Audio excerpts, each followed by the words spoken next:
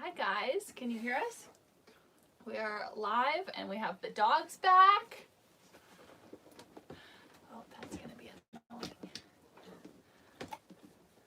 Oh. I wonder why the quality is so bad. Is my lens dirty? If you guys... 1 second. don't flash them. My camera...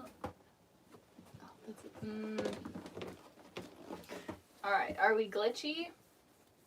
I just realized... Are you guys able to hear us okay? I might need to change the internet to the other one. Stand by. Alright, 1 second. Let's see if we can get better internet. I think that's better. No, it's not glitchy. All good. All right. All good, they said. All right. Well, thanks, guys, for tuning in.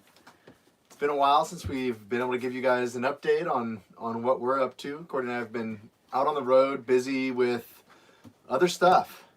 Oh, Boone. We gotta put Boone. Come on, Boone. Boone, up here. Up here. Good boy. Boone likes to join our lives, too. There we go. Bailey doesn't really care. Well, hello. How's it going, guys? We have been very busy. So we last checked in with you. We were at Overland Expo.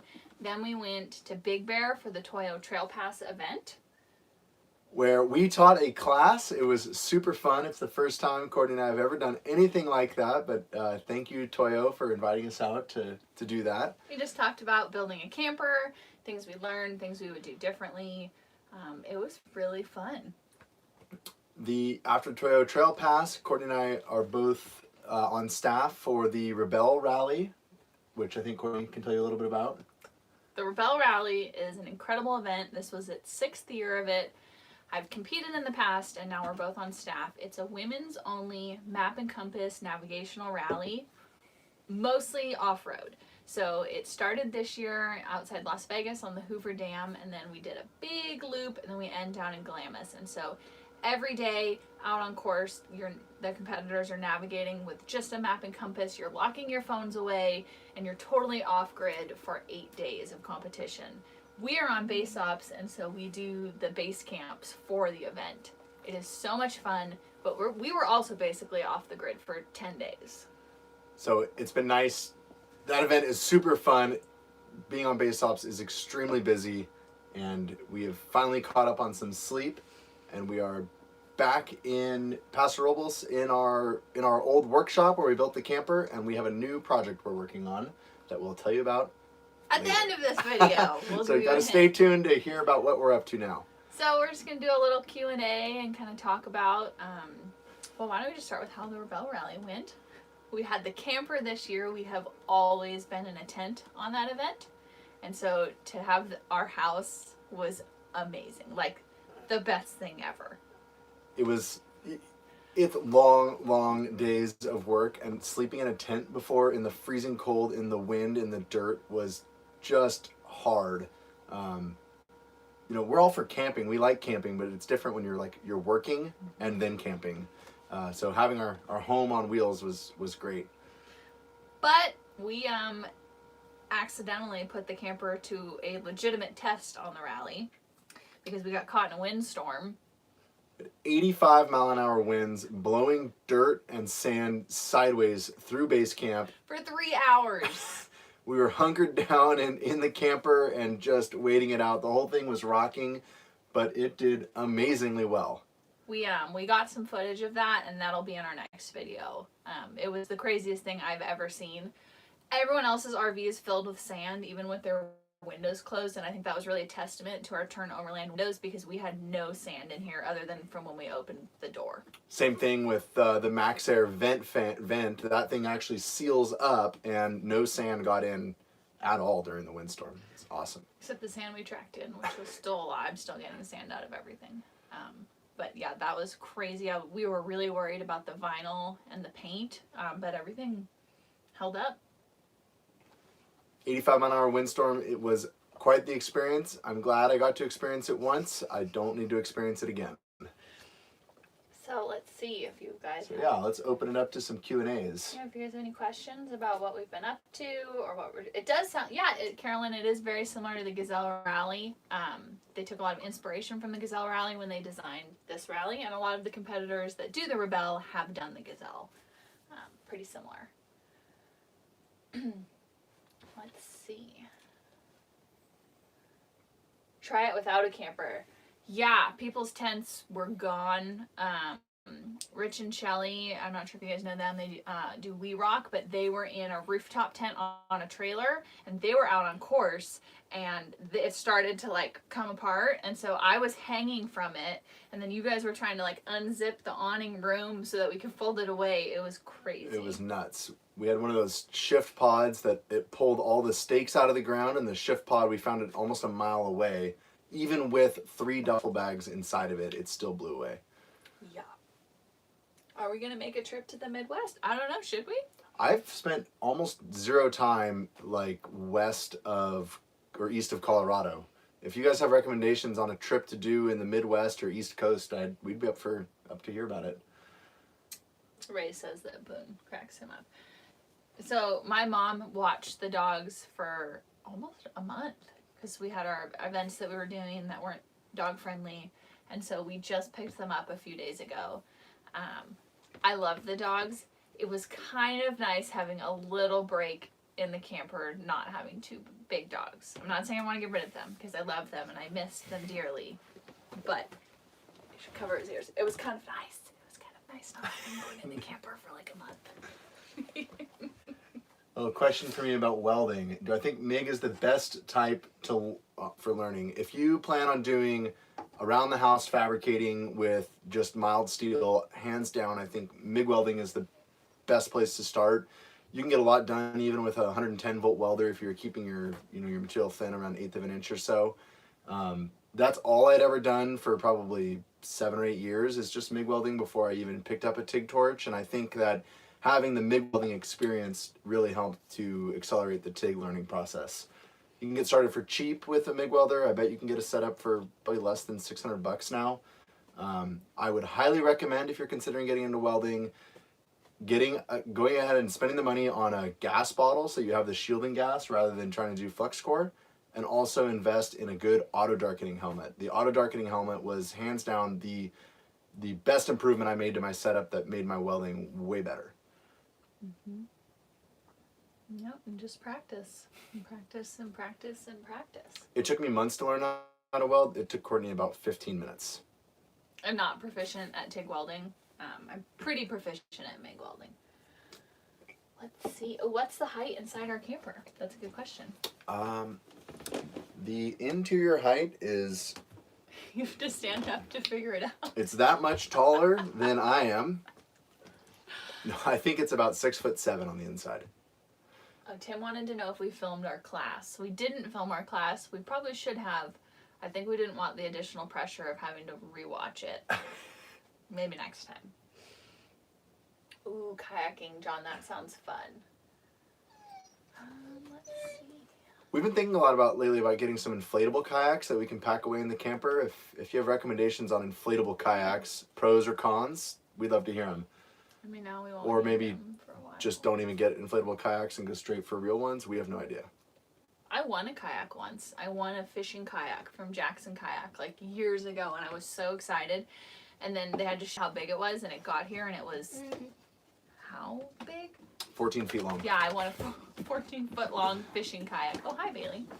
And so I ended up selling it, but yeah, that was my kayak story. Out. Good.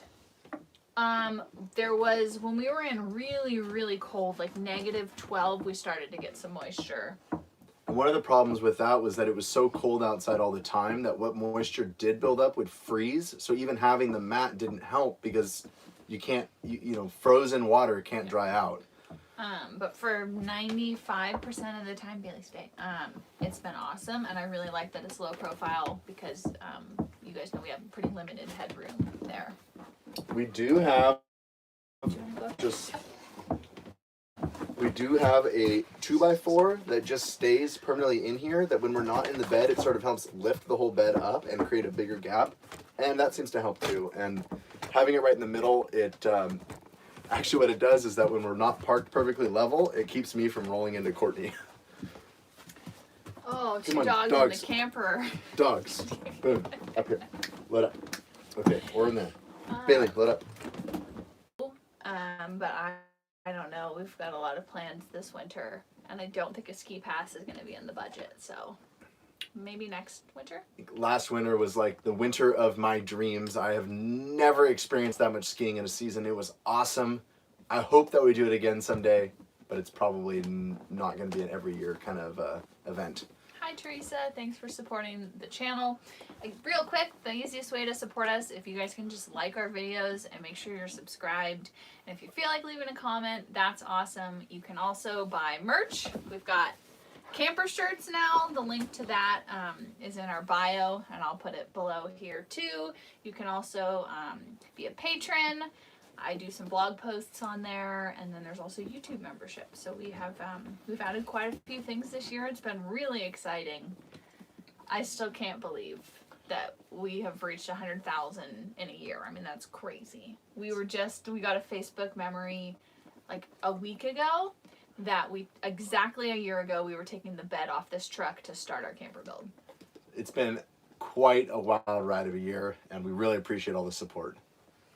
Yes, there are stickers on our merch shop. We don't have patches, but we actually are working on that because we met someone at the Big Bear Fest that makes some really cool patches, so I think we are going to try to do a patch. Yes, Kirk, of course we're going to finish the apartment. We've been down south traveling for a few events that we had lined up like a year ago, and so we will be getting back up there after SEMA, which... that goes into another question, which is that are we ready for SEMA? I don't know. I looked at Courtney today and said, what do we need to be doing to be getting ready for SEMA? She kind of looks at me and she's like, I don't know. So we don't really know what to expect, but it is going to be awesome to be able to display our truck and walk around and network with all the other vendors at SEMA. We've been to the show before, but it's going to be really fun to get to be a part of it this year. I think Boone missed you guys too. Are we ready for winter? Probably not. We are not ready for winter at all. I mean, the camper is. We're fine in here. But yeah, no, we have a lot to do. We don't have any firewood. We have lots of fire. We don't have a wood-burning stove yet. We don't have any insulation in our building, but we also don't have any running water or electricity, so it's going to be an adventure. This is a good question from Ben. He was out wheeling and their friends broke a trailer axle, and he wanted to know if we carry any welding gear in our emergency kit. You know, I personally have never carried any welding gear. There's the group that we go for wheeling with often. One of the guys in that group carries basically a set of special jumper cables that he built up so that he can stick weld with 2 or 3 car batteries wired in series, and he's really good at it. And I've been fortunate enough that the only time I needed to have something trail welded, he was with us on that trip and took care of it for me. I have been interested in a ready welder or in some type of the little suitcase welders as something that we could start carrying with us, but no, I don't carry a welder with us on the trail. You welded with batteries once on my XJ. That's what I was talking about. Matt that has the that's right. the welder setup. Yep. Boone was distracting.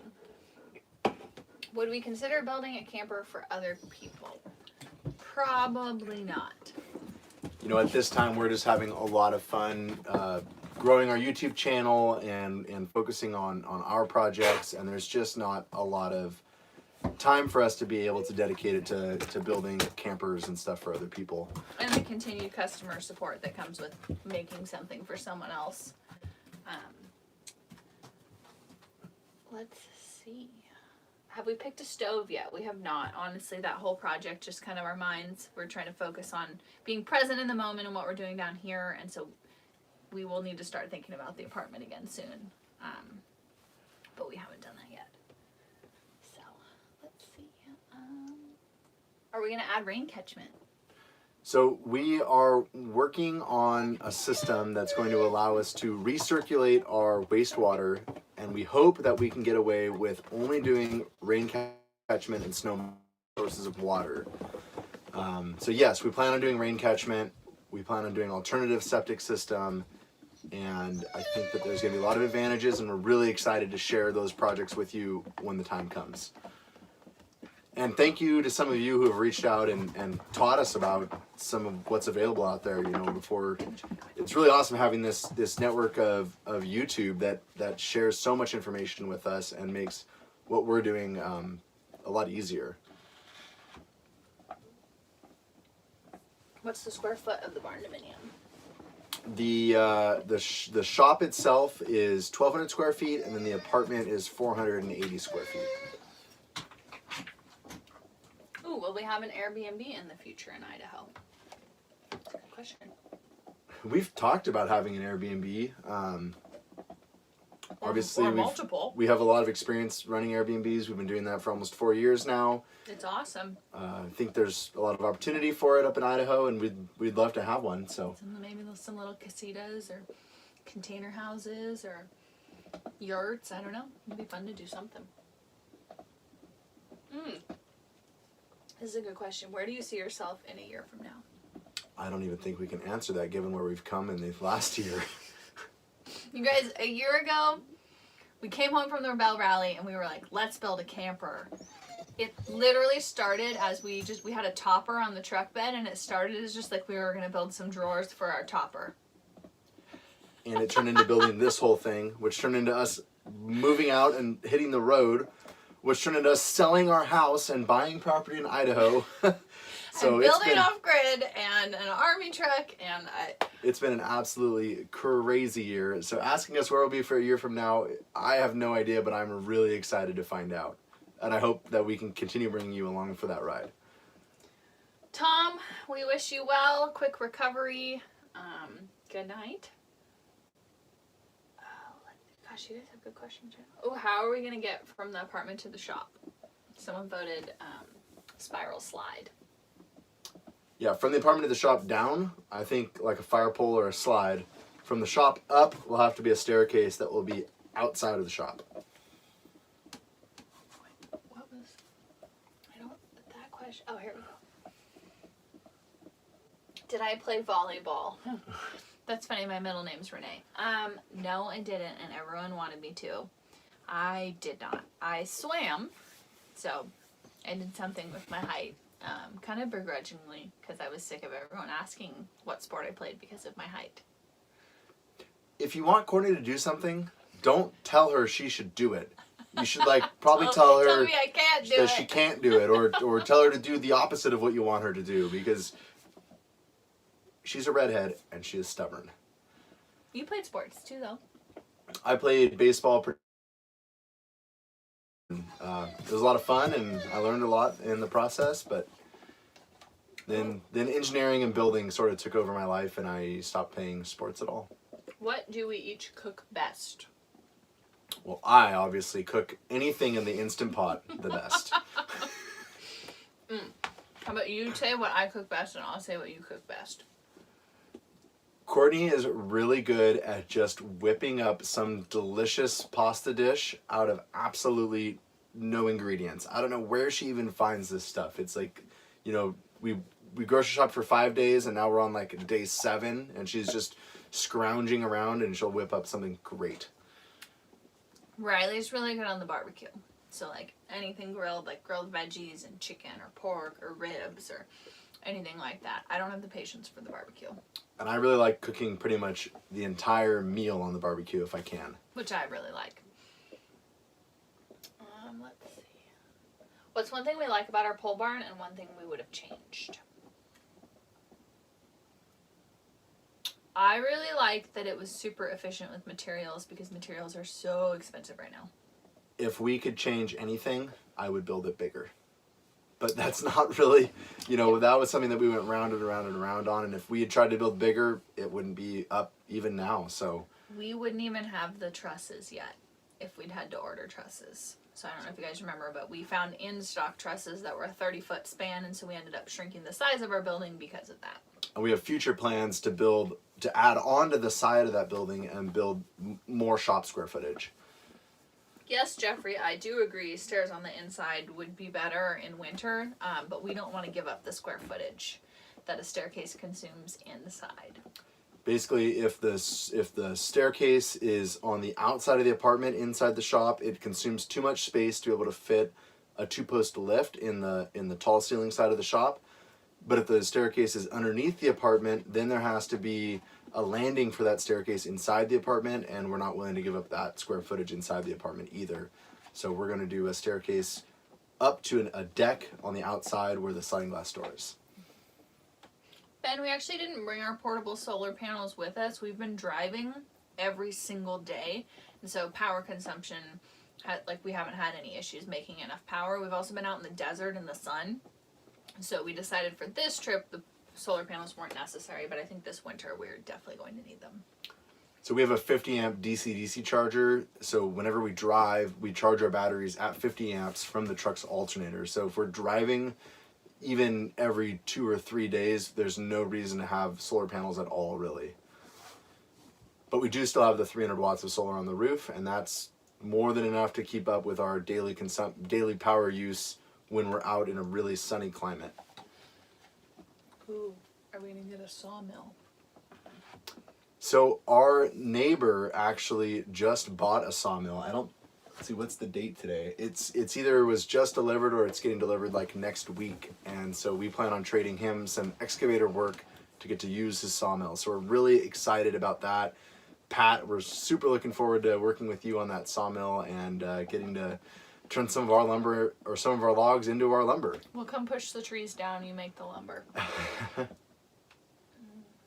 Glass elevator, that'd be cool. How are you going to be heating our living area? And will we be heating the shop portion as well? So we plan on doing wood burning stoves, probably 2 of them, one in the shop and one in the apartment. And I'm also really interested in doing a wood burning boiler unit, so we can also do some kind of hydronic heating as well.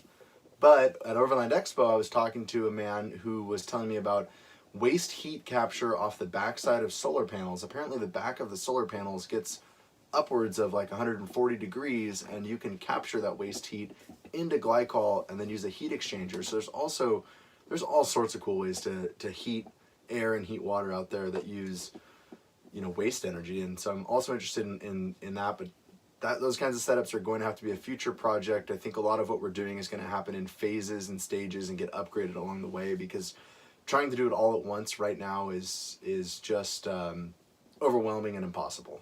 Our biggest priority when we get back is going to be to finish the plumbing and electrical so that we can get insulation in the walls, so that we can add a heat source, so that we can actually heat the space. But in the meantime, we have this awesome cozy camper with a diesel heater, and we're going to be plenty warm inside here. Yeah. Oh, Ben wants to know if you have a 2-post lift in mind that'll be able to do the camper. I was recently looking at the BenPack website, like the 16,000 pound ones. We used to have a 12,000 pound or 10,000 pound BenPack lift, and it was awesome, especially compared to the China. We had 2 lifts at one point. We had a Chinese import one and we had a BenPack lift, and the BenPack lift was way better than the imported Chinese one. We used to fight over who got to use the BenPack because it was so much better than the other one. So I think we'll be looking at BenPack or similar USA-made lifts, probably in the 16,000 pound size. Any lift is better than no lift. We haven't had a lift in 3 years. I miss it. It makes working on suspension and everything on trucks way easier when you have a lift. Just changing the tires. We need to rotate the tires on this thing. We don't own 2-floor jacks, so jack stands it is. What's the plan for snow removal? Haha, wait till the end of this video and we're going to give you a hint on our plan for all of that. Are we still on the road? Yeah, we're on the Central Coast right now, working on a project because most of our tools are still here. Then SEMA, and then back up to Idaho. Are we going to use spray foam? Oh, that's a good question. We would like to use spray foam because one of the cool things about spray foam is it also acts as your vapor barrier and prevents any moisture vapor from being able to reach the metal and condense.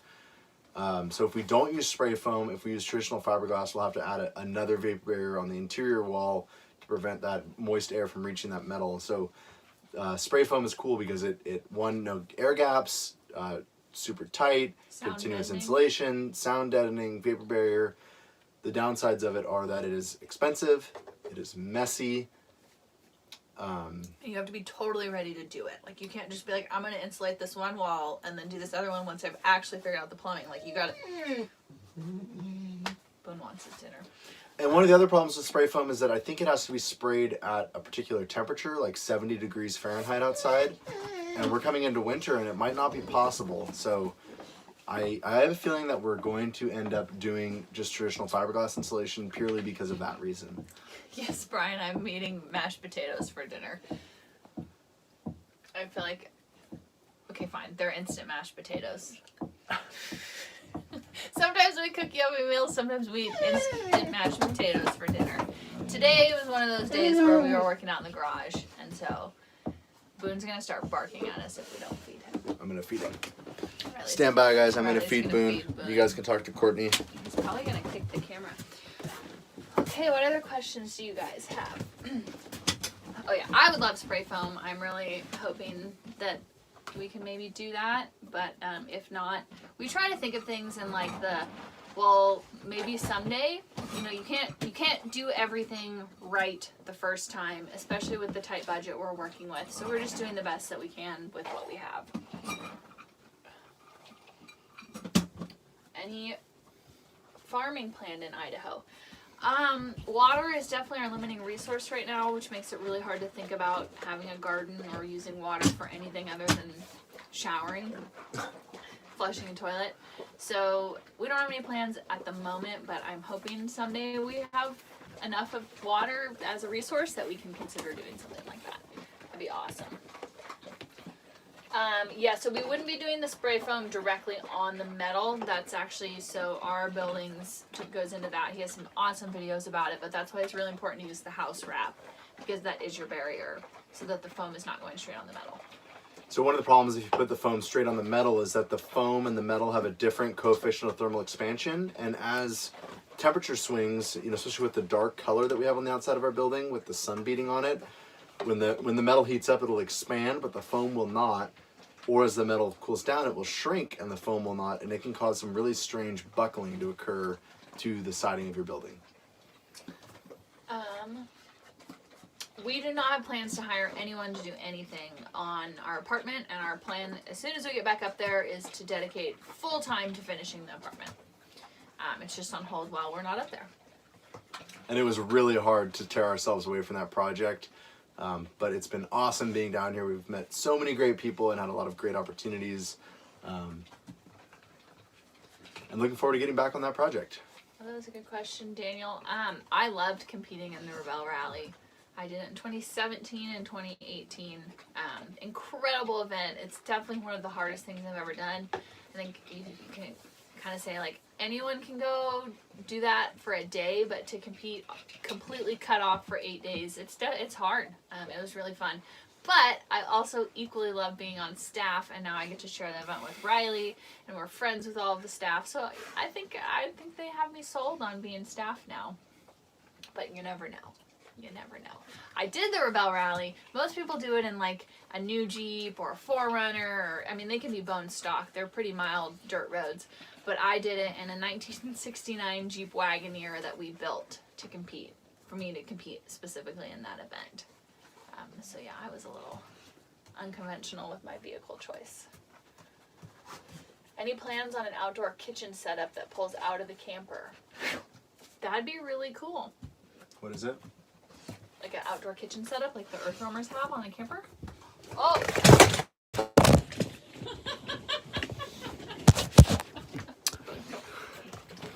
Sorry guys, dogs knocked the tripod over, and 1 second here while we get set.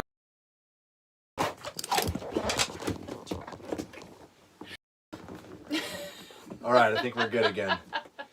Outdoor kitchen, I think, you know, the area where our bikes are in the bike box would be a great spot for an outdoor kitchen if we didn't have our bikes with us. but we have our bikes with us, and so we don't really have any room for an outdoor kitchen. But it would be nice to have one, especially on trips like this where we're traveling a lot, and you know we're out on the road, some beautiful places like our campsite in Sedona. It would have been nice to be able to slide a barbecue out and do some outside cooking. Just to clarify, David, it's not that you can't use spray foam on metal. It's just that on really large format metal walls, like our 18-foot Eve shot metal walls, that much surface area, if you were to spray foam directly on the metal with that much surface area, you could have issues with different expansion rates. People still do it. That's just something that Kyle at Aura Buildings had observed, and that's why he's so adamant to use house wrap and then spray on the house wrap. But you can totally still do it on a metal wall. He just recommends the house wrap. Mineral wool or blown-in cellulose. Yeah, so that's the attic, right? We're gonna do. Yeah, we're planning on doing blown-in cellulose in the attic space, like a R40 or so. Oh yeah, Ben, that'd be cool if you could send us your kitchen plan. Wood stove. He recommends outside combustion air and venting through the wall on a T so you can clean your chimney while standing on 2 feet. I like that. Oh, cool. That Interested sounds... in learning more about that. How's the weather out there? I don't know. We haven't been up in Idaho in a month. I think it's raining here. I think it's raining there. I think Schweitzer's gotten some snow. That's the closest ski resort. Courtney and I have pretty much been out of communication for about 2 weeks. No cell service, like out in the middle of nowhere, and we've been kind of cut off with the world. It was nice, but we have a lot of catching up to do now. Mm-hmm. And we're getting back to work, so I think we're going to tell you guys what our next project is. We've already started on it. The first video will be coming out probably on Wednesday about our new project, but it all revolves around how we are going to get to our property this winter if it snows a lot. That was your guys' #1 question in pretty much every video, every live. How are you going to get to your property this winter? So we took advantage of some time we had between the Rebel Rally and SEMA, where we could be in California, where all of our welders and plasma table and fabrication tools and floor jacks and all that stuff are, so that we could work on answering that question. So we are going to build something on snow tracks, and we are going to build the snow tracks. We're working on it now. There's a video coming out in a couple of days to give you more information. That's about all we're willing to share. We are building something on snow tracks. And we're making the snow tracks. It has been super fun so far. Things are going well, and we hope it's successful. And I kind of hope that when we get to Idaho, we have to use it to get to our property. It feels really silly to be building snow tracks in Central California right now. Like, really silly. But then we see pictures and we see the weather reports, and it's like, okay, I think we might actually need this. So we're really excited. It's a fun project. We haven't done like metal fabrication like that probably since the camper, really. My hands can tell that I haven't done it in a while. They're pretty beat already. And it's also kind of funny because I don't know how we're going to test this snow track machine because there's no snow here. So we're going to have to haul it like 18 hours and then hope it works as planned. Can we test it in the dunes? I don't think the sand is good. Oh. Yeah. I don't know. We'll figure this out as we go. But yeah, make sure, we're going to go make some dinner, but make sure to tune in. I think Wednesday will be our first episode on our snow machine that we are building. And I think it'll be a 2 or 3 part series. Then we're headed to SEMA, and then we are back up to Idaho. So thanks for tuning in. And we'll be back to working on the apartment full time, and there will be more videos and more updates on our off-grid property and the apartment coming soon. It was nice. We were hitting YouTube really hard with 2 videos a week all summer, and it was really nice to take a little time off and give my brain a break from editing. So thanks for bearing with us, but we are back at it, and that's just one of the things. We have quite a few things planned that we're only going to give you hints on that one for now, but we've got some big plans for the next few months. Thank you guys for supporting our channel and allowing us to do all these cool projects and share them with you. We couldn't do it without your support. We really appreciate it. So thanks for watching. Thanks for sharing. Thanks for being Patreon members and YouTube members. And have a good night. We'll see you next time.